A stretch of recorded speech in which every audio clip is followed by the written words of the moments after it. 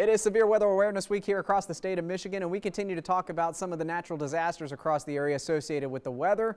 Today we're focusing on flooding. Flooding is the most common natural disaster in the United States. It's also the most fatal. On average, 200 fatalities occur a year directly due to flooding, and 50% of those fatalities, around 100 people, it's vehicle related. Those are the people that are trying to drive through a flooded roadway. It only takes 6 inches of moving water to knock you off your feet. It takes about 2 feet of moving water to pick up your car off of the roadway and move it into a ditch, and that's where the drownings occur.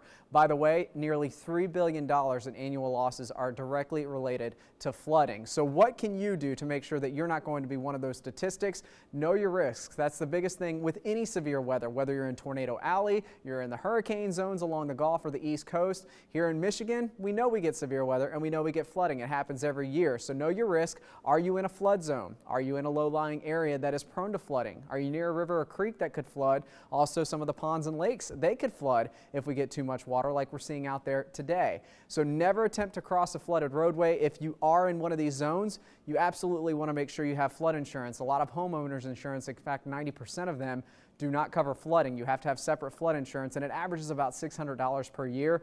And the reason why we stress flood insurance is because if you were to get flood insurance today and your house flooded tomorrow from the heavy rains, that's not going to work for you. They require that you have the insurance for at least 30 days before they'll start covering you in the event of a flood. So you don't want to wait until a flood arrives to talk about that. You want to make sure you have it now. You could save thousands and thousands of dollars in damage to your home and to your property with insurance.